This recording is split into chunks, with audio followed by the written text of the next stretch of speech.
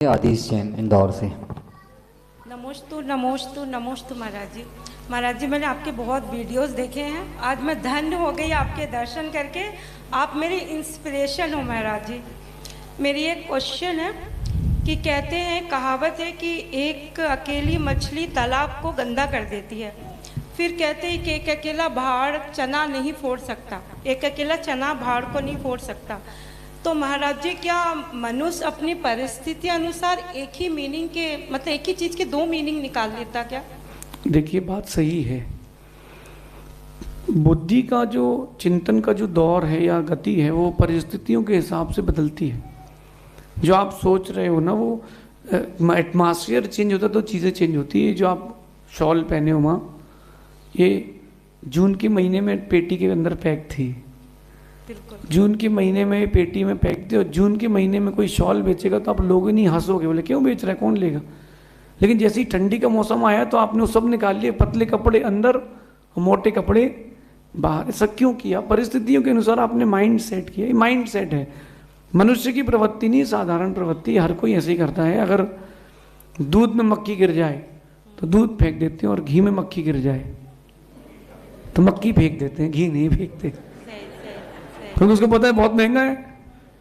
तो चीज़ें हैं वैसी, परिस्थितियों के हिसाब से व्यक्ति बदलता है। हाँ, लेकिन बदले उतने ही जिसमें सत्य ना छूटे, तो अपन कर सकते हैं। लेकिन एक मछली पूरे तालाब को गंदा कर देती, कहावत सही है, लेकिन कहावत सर्वथा नहीं है, सर्वथा नहीं है। हाँ, मानता हूँ कि एक गलत व्यक्ति जुड़ने से पूरा जीवन गलत हो जाता है, लेकिन अगर व्यक्ति में शक्ति हो, पावरफुल हो, तो गलत व्यक्ति भी उसके जीवन को गलत नहीं कर सकता।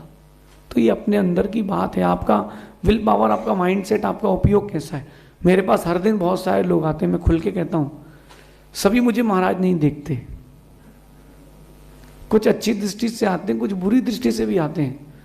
मैं समझता सब हूँ, लेकिन मैं समझाता हर किसी को नहीं हूँ, क्योंकि मैं समझदार हूँ।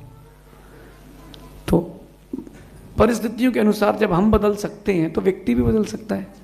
अभी वो आपके घर में रखे हुए पतले कपड़े सोच रहे होंगे हमको तो अंदर रख दिया, ऐसा नहीं है। अपन भी परिस्थिति के अनुसार बदलते हैं, तो को बदल सकते हैं, कोई बात नहीं, लेकिन उसमें किसी का नुकसान ना हो, ऐसा समझिए। अगली जिज्ञासा के लिए तैयार रहेंगे मंजुला जैन। नमोस्तु गुरुजी, मेरा प्रश्न ये है कि पारसनाथ भगवान के कृष्ण कर्म के कारण उन पे उपसर्ग हुआ। देखो बेटा, भगवान पारसनाथ स्वामी को राग था, और उस राग के कारण उनको दुख झेलना पड़ा। अपन क्या कनेक्ट करते हैं कि किसी ने किसी को धक्का मारा तो उसको भी किसी न किसी दिन धक्का मिलेगा। ये कनेक्टिविटी गलत है, बात समझना, आप सबसे कहता हूँ।